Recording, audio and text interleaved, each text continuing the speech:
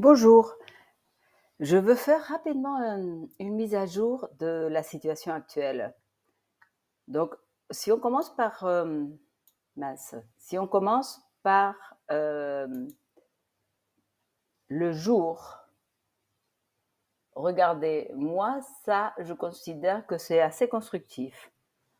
Donc, on a été voir les hauts, on a fait un plus haut qu'au mois d'août, comme on en avait parlé hier.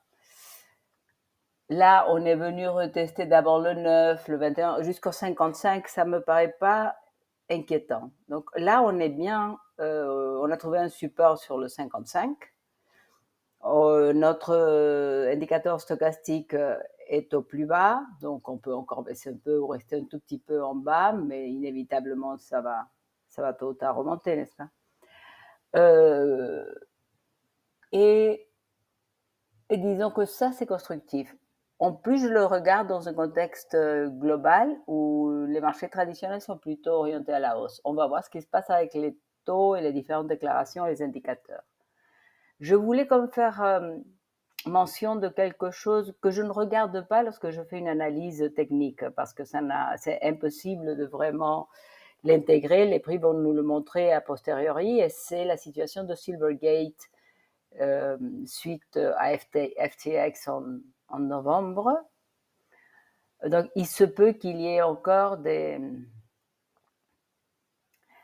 défauts à niveau de Silvergate, qui est une banque dépositaire pour plusieurs plateformes euh, de cryptocurrencies. Donc ça va éventuellement affecter les prix, évidemment les faire baisser. Mais ça, c'est quelque chose on peut garder at the back of our minds, if you want, comme on dirait en anglais, mais pas intégré au prix, on l'intégrera plus tard, comme on l'a fait ici, bah, évidemment, mais avant, on n'avait pas de moyen de voir ça dans les prix. Par contre, ce qu'on peut faire, ce que je fais souvent, j'essaye d'avoir d'une part des liquidités pour profiter d'une baisse exceptionnelle qu'on arrive souvent sur cryptocurrencies, peu importe la raison, si c'est pas les Chinois, c'est une plateforme qui ne fonctionne pas bien. Donc, il y a toujours des prix.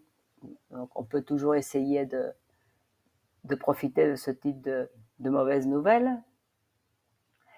Et autrement, bah, écoutez, moi, je m'en fais pas trop. Ça ne fait pas partie de la sécurité éventuellement des cryptos dans les différentes plateformes. Mais en regardant ceci, on se dit qu'il y a une possibilité qu'on aille vers le haut, n'est-ce pas?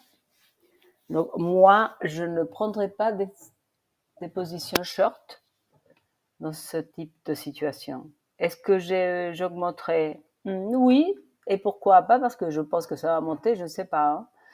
Mais parce que à partir d'ici, je peux très bien gérer. Je peux gérer. Donc, si ça ne tient pas, j'ai ce box ici qui doit absolument tenir. Donc, dès qu'on passera au-dessous, ben, je ferme la position et au point, c'est tout. Ça, ce serait mon stop loss. L'autre chose que peut-être on peut regarder, j'ai mis des Fibonacci tenant compte de ce qui avait été notre haut le plus haut ici au mois d'août, le bas le plus bas ici. On a à peu près retesté ça. Et est-ce qu'on va aller plus haut que ça ou pas? Ça, c'est super important. Si on arrive à casser vers le haut ces niveaux, logiquement, on devrait venir retester le 1,272, donc 28,8. Si, au contraire, à partir d'ici, on descend, dans un mouvement qui serait encore bullish, on viendrait tester le 0,618. Donc, 21 000, disons, pour arrondir. 20 900, 21 000. Au-dessous de ça, je l'ai déjà dit plusieurs fois, je pense, mais je le répète, au-dessous de ça, notre structure casse. Et là, on revient voir ici. Donc, au-dessous de 19 000. Mais on n'en est pas là. On voit dès que les choses se précisent. Est-ce qu'on regarderait un tout petit peu le 4 heures? Je veux faire quelque chose de court, il n'y a pas grand-chose. On a une situation comme celle d'hier où il faut attendre. Euh, donc, bon, ces Fibonacci, on les a déjà vus. Donc, notre stochastique, c'est toujours orienté plutôt d'une façon positive, mais il peut évidemment se retourner. Il suffit de fermer au-dessous de 22 416, donc on est à peu près, si on se ferme au-dessous des niveaux où on est maintenant, ici on ira vers le bas. Par contre, la volatilité n'a pas encore évidemment commencé à bouger. Et donc ça, c'est exactement ce qu'on a dit hier, il faut attendre que ça passe. Que ça passe, enfin, qu'il y ait une résolution à ce type de structure. Voilà comment je vois les choses. Évidemment, si on arrivait à monter un tout petit peu et que le 9 passe au-dessus du 21, ben on commence à sortir de cette situation. Voilà. Et on pourrait, et ça deviendrait vraiment une petite boîte comme celle-ci, un bon support.